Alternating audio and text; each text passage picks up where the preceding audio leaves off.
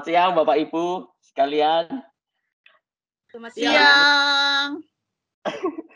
Hari ini kita akan melakukan Noflix dari divisi keuangan, Departemen Perbandaran dan Perpajakan tentang apa ya? Oh ya, tentang apa? Oh ya, tentang materai. Materai modern.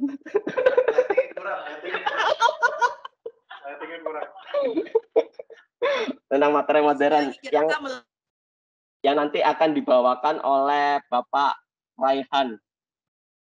Untuk waktu dan tempat dipersilakan Pak Raihan.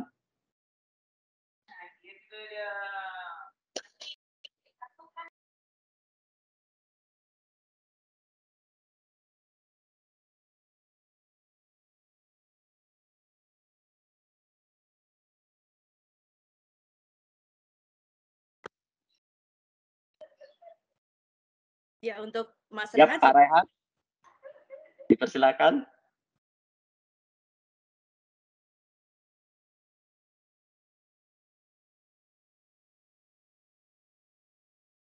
Mungkin Mas Rehan mau berdoa dulu, Mas. Kita pimpin doa dulu aja kali ya, Mas Rio. Oh iya. Biar Mas Rehan juga hilang dari Teams kayaknya keluar kali ya, koneksi ya. Sebentar ya. Iya. Atau perlu saya gantikan kasih ke Rio aja. Slide-nya kasih ke Rio, Marian. Atau Rio aja yang menerusin presentasinya, yo. Sebentar dibuka dulu filenya.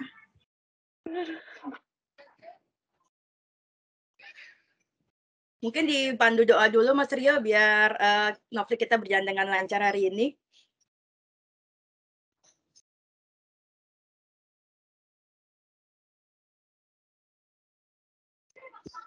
Yo, masih di mute, yo. Nggak kedengeran. Sebelum dimulai oleh Bapak Raihan, mungkin kita lebih baik berdoa terlebih dahulu agar Noflix hari ini diberi kelancaran dan keberkahan. Berdoa mulai.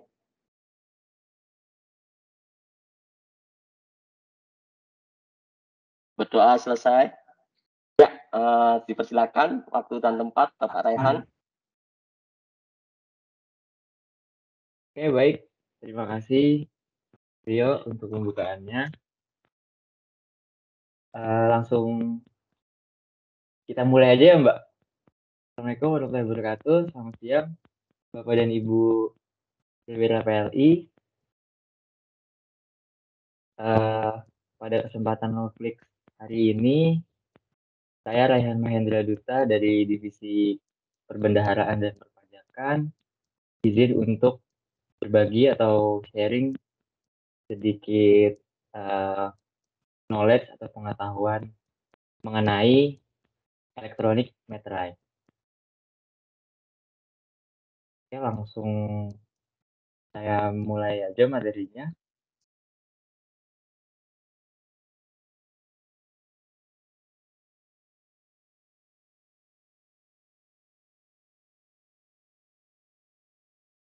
Sudah tampil Bapak dan Ibu? Ya, sudah Pak. Sudah.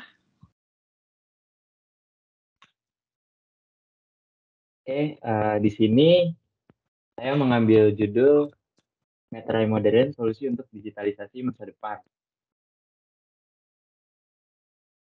Oke, pertama kita masuk dulu ke dalam definisi bea materai.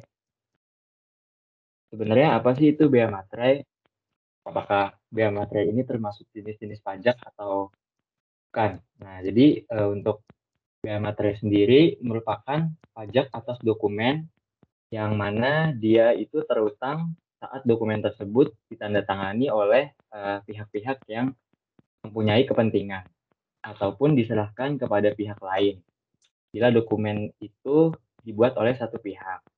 Nah, untuk tempat terutangnya misalkan dia berada di luar negeri, maka bea materainya itu akan terutang ketika digunakan di Indonesia atau ketika sudah diterima di Indonesia. Itu mungkin definisi singkat dari bea materai. Kemudian selanjutnya sedikit sejarah dan juga dasar hukum dari permateraian yang ada di Indonesia. Nah, pertama, penggunaan bea materai itu di Indonesia didatangkan oleh ataupun diperkenalkan oleh pemerintah Belanda. Nah, pada zaman dulu itu diatur lewat peraturan pemerintah nomor 498. Namanya itu dulu masih Stadsblad. Kemudian aturan mengenai bea materai ini mengalami beberapa kali perubahan. Tercatat dia mengalami perubahan itu pada tahun 1965 lewat UU nomor 2 PRP tahun 1965. Dan kemudian disahkan menjadi UU nomor 7 tahun 1969. Selanjutnya mendapatkan penyempurnaan lagi lewat Undang-Undang nomor 13 tahun 1985 tentang bea materai. Nah, adanya perubahan-perubahan dan penyempurnaan ini dilakukan karena pada saat itu dinilai peraturan dan juga tarif-tarif yang ada udah tidak sesuai lagi dengan keperluan dan juga perkembangan di Indonesia pada masa itu. Kurang lebih tampilannya waktu diperkenalkan oleh Belanda dan diatur oleh Belanda masih seperti ini yang ada di sisi kiri atas layar Bapak dan Ibu. Kemudian selanjutnya di sini ada beberapa kali penyesuaian tarif bea materai. Nah, yang pertama itu bea materai yang pada tahun 1985 atau diatur lewat UU nomor 13 tahun 1985 untuk harga nominal dokumen yang bernilai di atas 1 juta, dia diwajibkan untuk dibubuhkan materai yang bernilai 100.000 atau nilai materai Rp1.000. Nah, kemudian untuk dokumen yang bernilai 100.000 sampai dengan 1 juta, dia diwajibkan untuk dibubuhi materai dengan nominal Rp500. Kalau misalkan dia di bawah 100.000 nilai dokumennya, itu tidak diwajibkan atau tidak dikenakan atas bea materainya. Kemudian penyempurnaan selanjutnya itu pada PP nomor 24 tahun 2000. Di sini untuk nilai dokumen di atas 1 juta, dia dikenakan tarif 6.000 dan juga range dokumen 250.000 sampai dengan 1 juta dikenakan tarif 3.000. Di sini diketahui ada kenaikan tarif dari tadinya Rp1.000 nilai bea materainya jadi 6.000, kemudian dari Rp500 menjadi Rp3.000. Nah, untuk dokumen yang bernilai di bawah 250.000 itu dia tidak dikenakan bea materai. Kemudian disempurnakan lagi selama kurang lebih 20 tahun itu mempunyai dua tarif 6.000 dan 3.000. Pemerintah tahun 2021 lewat UU nomor 10 tahun 2020 membuat penyeragaman menjadi satu tarif bea materai sebesar 10.000, di mana nilai dokumen yang diwajibkan untuk dibubuhi materai 10.000 itu nominalnya harus di atas 5 juta. Jika nominal dokumen tersebut di bawah 5 juta, maka dokumen tersebut tidak diwajibkan untuk dibubuhkan bea materai 10.000 yang kita kenal saat ini. Dan selanjutnya, nah ini yang masih hangat-hangatnya karena baru muncul, yaitu e-materai atau elektronik materai. Nah, peluncuran e-materai ini kemarin launching oleh Kementerian Keuangan pada tanggal 1 Oktober 2021. Kemudian tujuannya ini untuk apa sih e-materai ini? Yang pastinya itu untuk transformasi atau digitalisasi terhadap perkembangan dokumen yang bersifat material. Kemudian dasar hukum e-materai ini diatur khusus di PP nomor 86 tahun 2021. Stakeholder yang terkait atau yang bertanggung jawab sebagai instansi yang bertanggung jawab itu ada Kementerian Keuangan, di sini menunjuk Direktorat Jenderal Pajak, dan juga kemudian ada Perum Peruri sebagai pencetak uang dan juga bea materai fisik yang kita kenal saat ini. Nah, kemudian DJP dan Peruri membuat kesepakatan untuk menunjuk PT Telekomunikasi Indonesia atau Telkom Indonesia untuk menjadi penyedia layanan digitalisasi atau platform digital, semuanya diatur oleh Telkom. Nah, untuk portalnya, untuk web resmi dari iMaterai ini, kita bisa akses di https://pos.imaterai.co.id. Kemudian,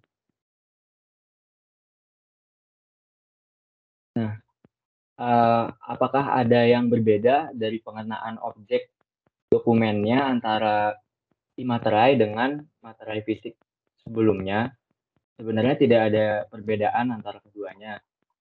Tetap sama, yaitu dikenakan untuk dokumen yang dibuat sebagai alat untuk menerangkan suatu kejadian yang sifatnya perdata, dan juga sebagai bukti yang sah di meja pengadilan jika suatu saat terdapat adanya dispute atau masalah antara pihak satu dan pihak yang lainnya. Nah, sebagai catatan, dokumen untuk iMaterai tentu untuk dokumen elektronik disebutkan dokumen-dokumennya yang bersifat perdata tuh meliputi yang pertama ada surat perjanjian, kemudian ada akta notaris beserta salinan, akta PPAT beserta salinan, kemudian ada surat berharga dengan nama dan dalam bentuk apapun, kemudian dokumen lelang, dan yang terakhir dokumen yang menyatakan jumlah uang dengan nilai nominal di atas 5 juta, baik itu berbentuk invoice atau tagihan dan lain-lainnya. Tidak ada yang berbeda dari objek materai fisik yang ada saat ini. Kemudian selanjutnya, kenapa sih dibuat materai elektronik ini? Yang pertama, kita ketahui di zaman saat ini banyak sekali transaksi-transaksi yang dilakukan lewat digital. Tidak menutup kemungkinan juga transaksi-transaksi tersebut mempunyai nilai yang cukup besar atau material. Nah, kenapa dibuat adanya elektronik materai ini?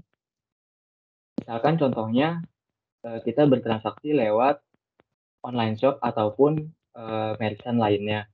Nah, di invoice-nya itu mungkin ke depannya bakalan ada pembubuhan iMaterai karena untuk transaksi di atas 5 juta kan mewajibkan untuk dibubuhkan iMaterai. Karena hingga saat ini belum adanya materai yang bisa ditempelkan secara elektronik, maka dari itu kalau kita beli di online shop sampai saat ini kan belum ada materainya. Jadi mungkin ke depannya untuk alat bukti pembelian itu yang kita beli dari online shop bisa kita pegang sebagai dokumen yang sah bila suatu saat ada mungkin barang yang diterima itu tidak sesuai ataupun ada permasalahan lain, itu nanti kita bisa buat pegangan dokumen tersebut kalau misalkan maju sampai ke ranah hukum. Karena sudah menjadi dokumen yang sah di mata hukum karena sudah terdapat iMaterai. Kemudian selanjutnya, untuk mencegah pemalsuan atau duplikasi materai. Karena banyaknya orang-orang yang menggunakan, misalkan satu materai ini digunakan untuk beberapa kali invoice. Misal kita mau kirim invoice itu cuma dalam bentuk soft copy. Nah, kita print nih ada 5 invoice, tapi materainya cuma 1. Itu kan bisa aja dicopot, ditempel, kemudian di-scan, copot, tempel, kemudian di-scan. Harusnya itu kan ada 5 materai, jadi kita cuma beli 1. Nah, itu kan tidak sesuai dengan peraturannya. Nah, untuk menghindari hal-hal seperti itu, makanya dibuatlah iMaterai ini, supaya tidak terjadi duplikasi ataupun pemalsuan materai. Kemudian yang ketiga itu sudah pasti mendukung penghematan kertas. Karena kita tidak perlu lagi kalau kita mau membubuhkan materai, kita tidak perlu lagi untuk mencetak dokumen dalam bentuk hard copy. Kita hanya butuh soft copy-nya, kemudian kita tempelkan di aplikasi, selesai. Kalau misalkan kita mau arsip dalam bentuk hard copy, nanti tinggal dicetak aja yang sudah dibubuhi materai elektronik. Jadi nggak perlu kita cetak dulu, kemudian kita tempel materai, habis itu kita scan, baru kita kirim. Itu kan jadi lebih muter-muter atau lebih ribet. Kemudian selanjutnya, yang pastinya memberikan kepastian hukum atas dokumen elektronik agar sejajar dengan dokumen kertas atau dokumen fisik. Dan yang terakhir, sudah pasti menambah pendapatan negara di sektor perpajakan, khususnya bea materai.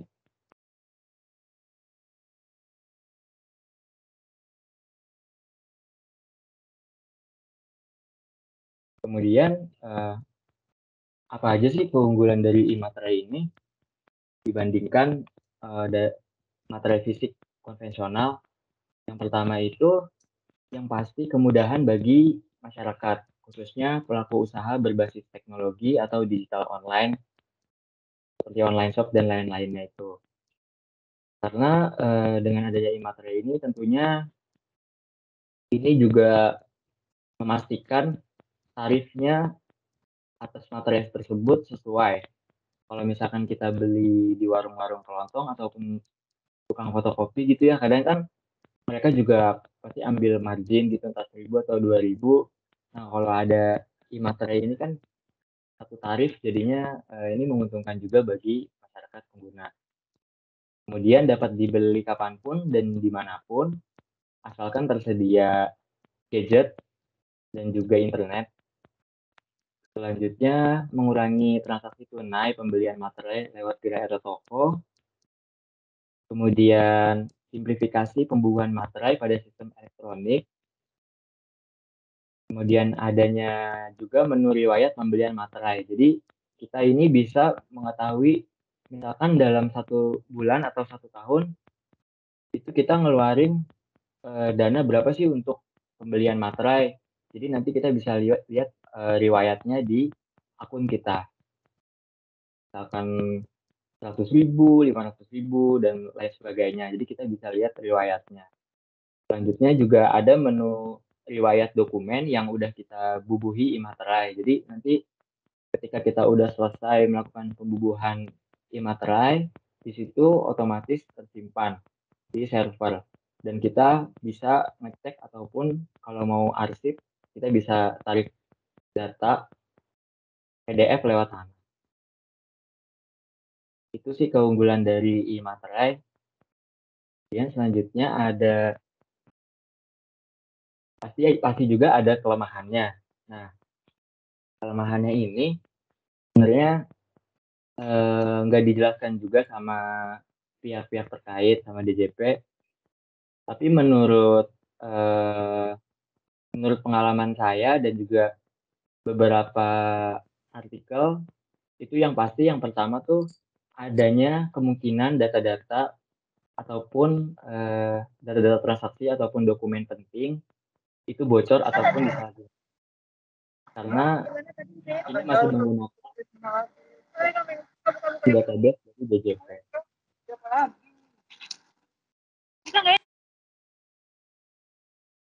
Kemudian selanjutnya yang kedua ini yang sudah pasti bakalan muncul gangguan-gangguan karena banyaknya yang akses untuk web e-materai ketika dia lagi banyak pengunjung, pasti nanti biasanya sih kalau misal masih pakai servernya DJP itu pasti ada down. Jadi kita nggak bisa gunain atau nggak bisa akses si web e-materainya ini. Jadi akan kesulitan untuk aksesnya. Ketika lagi buru-buru butuh mau membubuhi e-materai, ternyata webnya lagi down, jadi kita harus tunggu beberapa waktu untuk servernya normal kembali.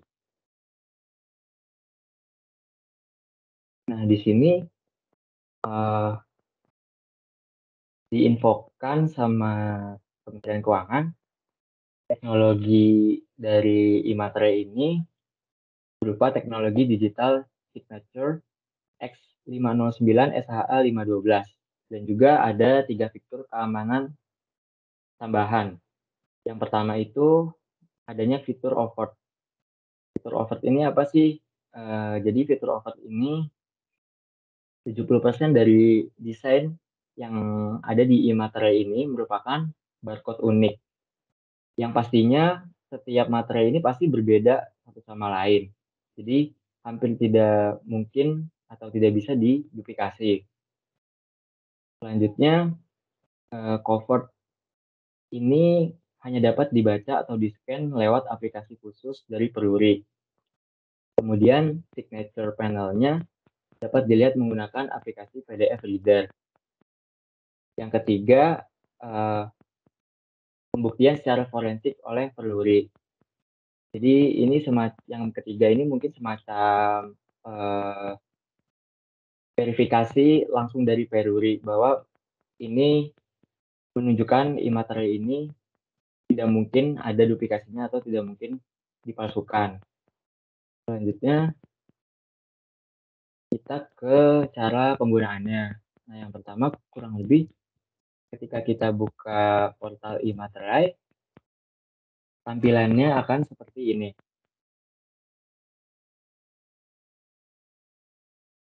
Tampilannya akan seperti ini. Yang pertama, buka portal e-materai. Di sini ada menu tab beranda, kemudian tentang berita, dan juga ada login dan daftar. Nah, kalau kita udah punya account-nya, langsung login. Kalau kita belum punya account-nya, boleh kita daftar dulu. Nanti kalau kita ke menu daftar, di sini tersedia istilahnya 3 tipe wajib pajak. Di sini ada personal, enterprise untuk perusahaan, dan juga wholesale untuk distributor ataupun pedagang-pedagang eceran. Nanti di sini kita diwajibkan untuk mengisi data-data. Kalau misalkan kita pilih untuk perusahaan atau enterprise, ini ada nama depan PIC, kemudian nama belakang PIC. Misalkan dari Departemen Keuangan, nama depan, nama belakangnya, siapa, kemudian nomor telepon PIC, kemudian email, password konfirmasi, nama perusahaan, alamat perusahaan, nomor telepon perusahaan, dan juga NPWP. Serta ada upload TDP atau tanda daftar perusahaan, dan juga upload NPWP. Di sini hampir semuanya bertanda wajib diisi. Dan selanjutnya ketika kita sudah buat akun, di sini kita bisa langsung login. Ketika login, ada tampilannya di sini. Kita klik profile kita, nanti di sini ada menu kuota, kemudian ada profil, ada pemberitahuan, ubah kata sandi, kemudian ada riwayat pembelian, dan juga satu lagi ada riwayat dokumen. Nah, kalau kita mau membubuhi dokumen dengan materai, kita bisa cek dulu nih kuotanya apakah mencukupi atau tidak. Kalau misalkan kuotanya kita 0, berarti kita harus beli dulu nih. Di sini ada pilihan pembelian, ada menu pembelian, kita klik pembelian. Setelah kita klik pembelian, nanti kita akan diarahkan berapa kuota yang kita mau beli. Kemudian misalkan kita pilih 5 itu berarti 50.000. Setelah itu kita baru bayar lewat e-wallet. Nantinya sih bakalan terintegrasi sama e-wallet, entah itu OVO dan lain-lainnya. Kemungkinan sih seperti itu. Kalau misalkan kita masih punya kuota, kita bisa langsung akses di menu pembubuhan. Menu pembubuhannya tampilannya kurang lebih seperti ini. Jadi nanti kita diminta untuk memasukkan tanggal dokumen. Ini tanggal dokumen adalah tanggal yang ada pada dokumen yang ingin kita bubuhi. Misalkan itu tanggal 5 Oktober, berarti di sini harus 5 Oktober juga. harus sesuai. Kemudian nomor dokumennya juga harus sesuai dengan nomor dokumen yang kita ingin bubuhkan. Selanjutnya di sini pilihan selanjutnya ada pilih tipe dokumen. Nah, di pemilihan tipe dokumen ini ada beberapa tipe dokumen seperti yang tadi saya jelaskan di slide sebelumnya, ada surat perjanjian, kemudian ada akta, ada PPAT, ada akta pendirian, dan lain-lain. Ada invoice dan lain-lain. Tinggal kita sesuaikan dengan dokumen yang kita ingin bubuhi dengan materai. Selanjutnya, kalau kita udah selesai pilih tipe dokumen, kita bisa langsung impor file PDF yang sudah tersedia atau yang sudah kita siapkan. Kita taruh di sini, impor biasa.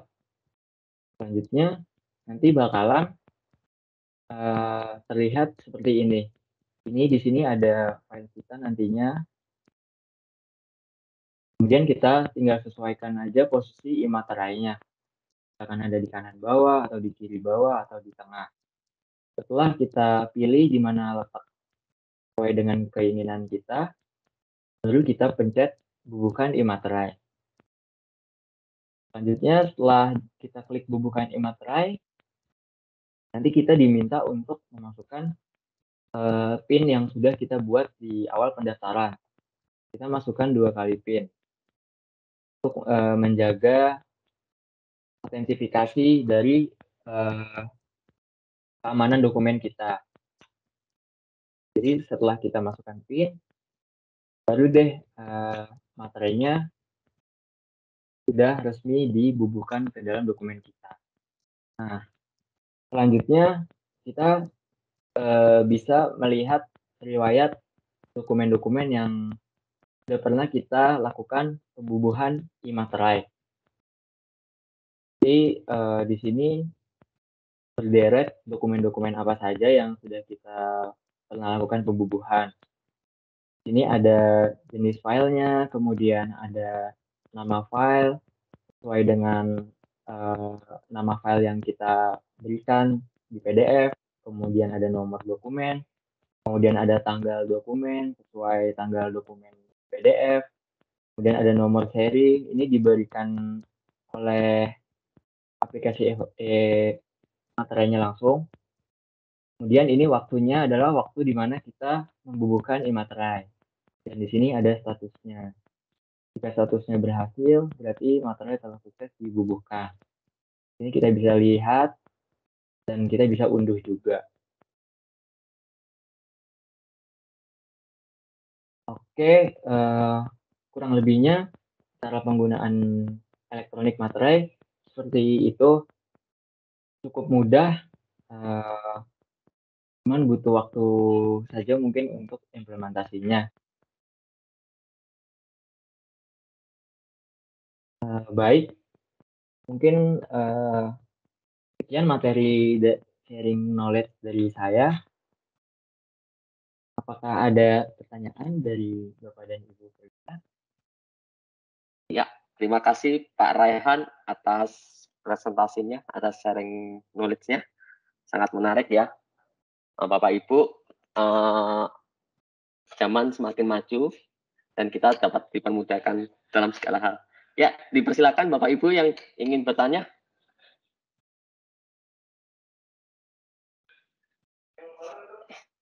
Ya, Pak Kokas, silakan Pak.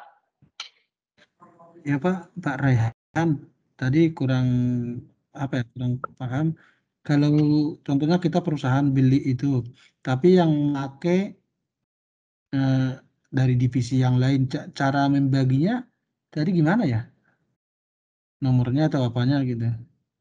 Oh, mungkin gini ya Pak, lebih mudahnya mungkin satu PIC itu punya satu akun gitu Pak. Misalkan dari Pak Goklas nih, dari layanan umum punya satu akun imaterai. Nanti misal dari PIC lainnya punya juga satu akun. Jadi semuanya bisa buat sih Pak sebenarnya. Jadi masing-masing PIC itu bertanggung jawab sama dokumen yang mereka lakukan pembubuhan gitu. Jadi nggak harus satu perusahaan, satu akun itu enggak. Jadi bisa dibuat banyak gitu istilahnya.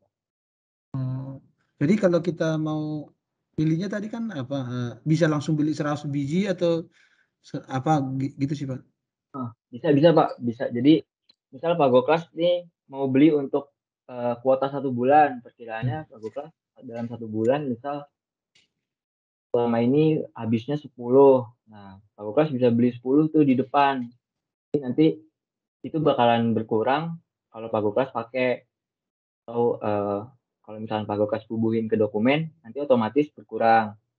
Tinggal 9, tinggal 8 sampai habis. Gitu sih Pak. Tetapi kalau saya beli tadi nggak bisa saya bagi. Contohnya saya yang beli tapi Pak Rehan yang pakai nggak bisa ya? Nggak bisa. Kecuali kalau pakai akunnya Pak Goklas. Bisa. Kalau pakai akun saya nggak bisa. Berarti ada kelemahannya juga ya? Iya. Ya Pak begitu Pak. Goklas, izin menambahkan, Raihan. Jadi Iya Mas. intinya sih dengan adanya Imatra ini harapannya bisa lebih terkontrol lah gitu pembeliannya. Contohnya misalnya Pak Goklas 1 bulan sering belinya 100 lembar misalnya ya, 100 materai. Itu kan kadang-kadang kalau misalnya arsipnya nggak bagus, nggak ketahuan gitu. Ini yang buat dipakai untuk dokumen mungkin nggak cocok dengan berkurangnya materai. Contohnya misalnya ini dokumen yang ditandatangan cuma 10 tapi materai berkurangnya 15 jadinya kan nggak kelihatan ya. Nah dengan adanya materai ini jadinya arsipnya semuanya kelihatan gitu Pak. Nah tadi hubungannya ke pertanyaan Bapak tadi kan bilang perlu nggak ya, bisa nggak ya saya beli 100 materai gitu dalam 1 bulan? Menurut saya sih kenapa harus beli sebanyak itu? Belinya sesuai dengan kebutuhan aja nggak usah banyak-banyak gitu Pak. Jadi iya, jadi nggak usah beli banyak-banyak juga, pokoknya sesuai kebutuhan aja. Nanti toh juga kan bisa di-top up ya, si materainya itu bisa dibeli lagi gitu sesuai kebutuhan. Nah, kalau misalnya tadi, Pak Goklas bilang, "Wah, kalau misalnya, Raihan nih yang mau pakai, tapi yang punya akun saya." Itu caranya gimana? Ya tinggal dikasih aja dokumennya ke Pak Goklas, sebenarnya sih semudah itu. Jadi Raihan nanti email dokumennya, "Pak, ini dokumen yang benih materai." Ya udah nanti sama Pak Goklas melalui akunnya Pak Goklas tinggal ditempelin materai gitu. Siap.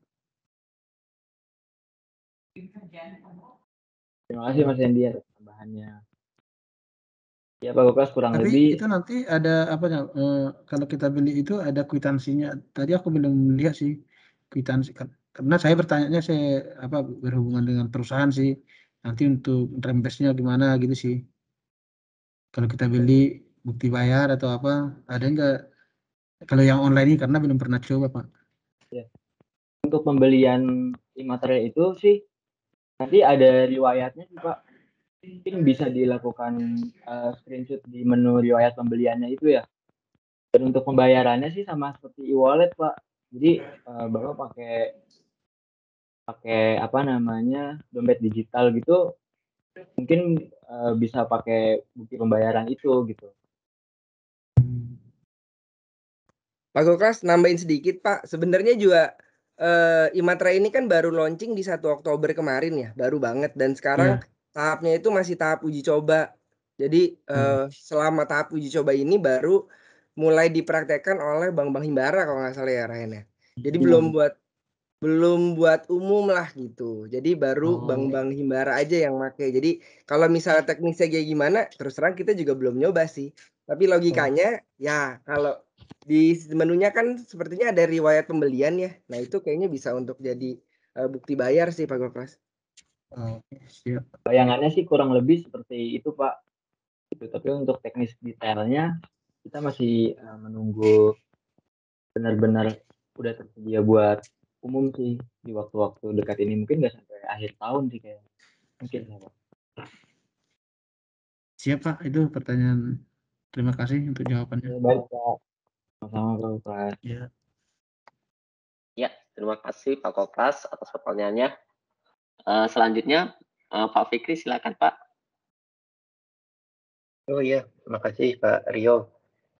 Mau nanya tadi saya kelewat, kalau gitu berarti sekarang kalau kita belanja Tokopedia gitu-gitu akan kena matre ya 10.000?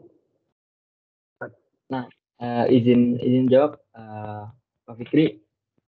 Kalau misalkan dilihat dari peraturan yang ada ya Pak untuk nilai transaksi di atas 5 juta, dan sekarang kan udah misalkan nanti tersedia e-materai ini, kayaknya mau nggak mau sih harus ada menu e-materai itu ya kalau kita belanja di Tokopedia di atas nominal 5 juta. Dan itu masih kemungkinan sih Mas, karena belum ada bahasan selanjutnya sih. Tapi kalau merujuk sama peraturannya sih harusnya sih iya gitu. Yang besar seperti itu sih. Tapi masuk yang tadi minimal 5 juta itu ya baru mungkin kena materai. Iya, betul. Menambahkan dikit, Om Fikri.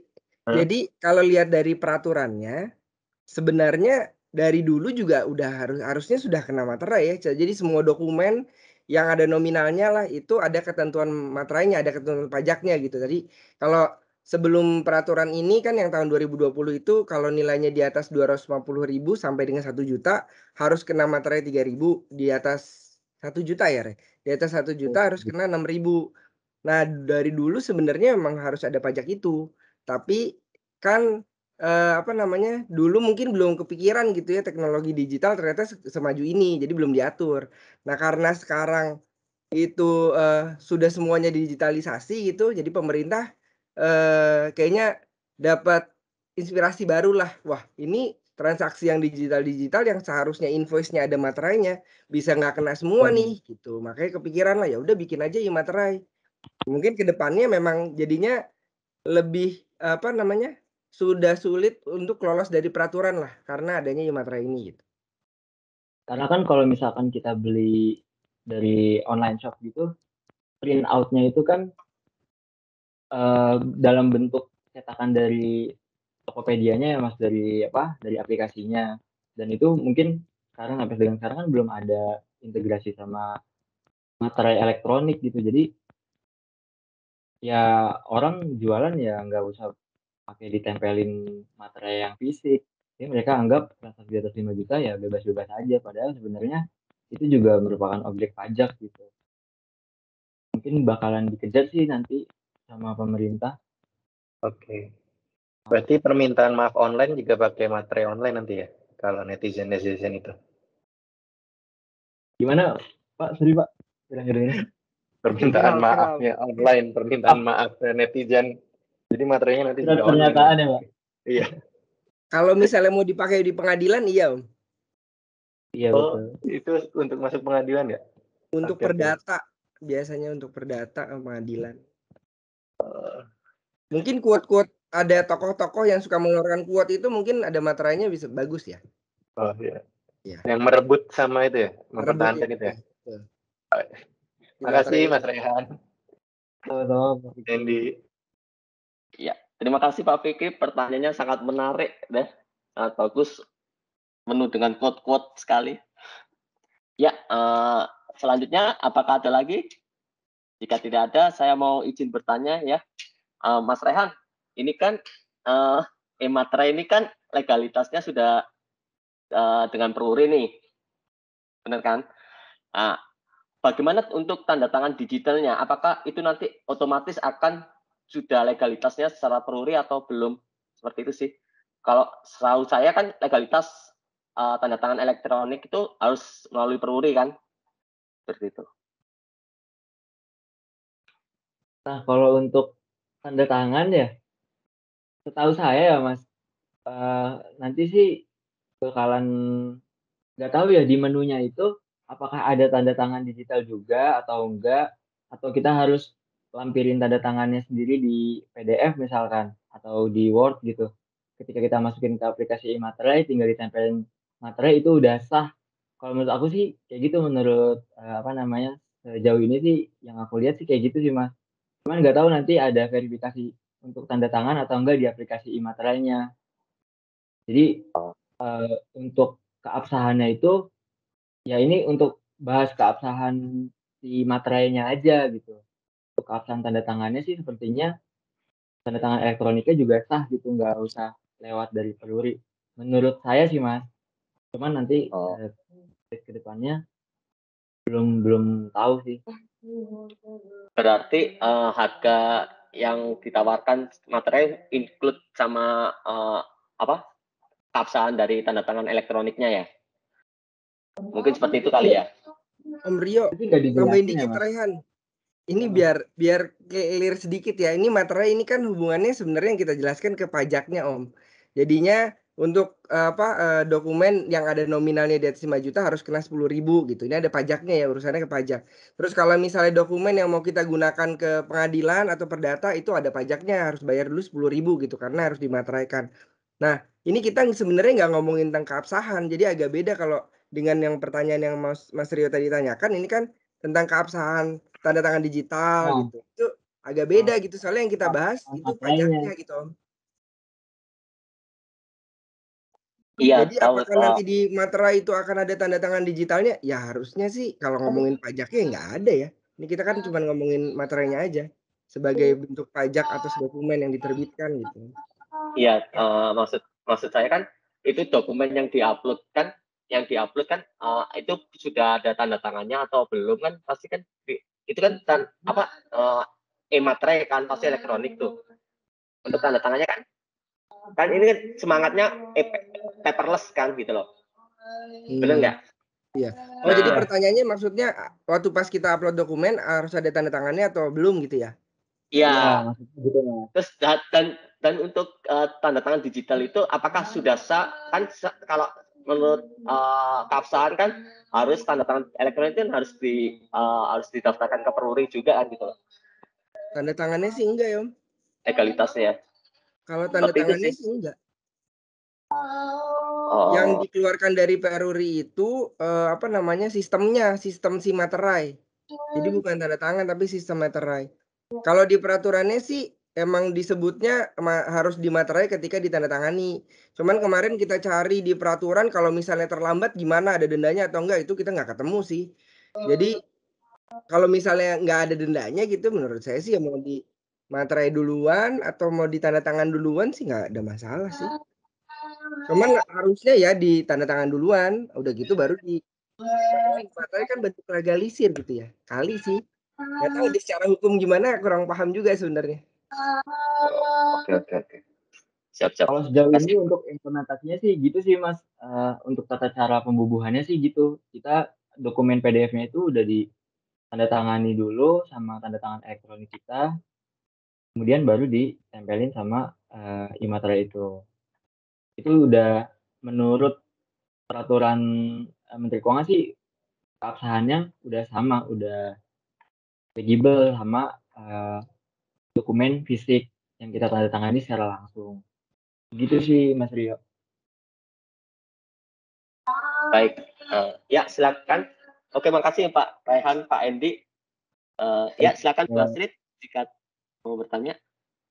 Mau dong Mas Rio ganteng.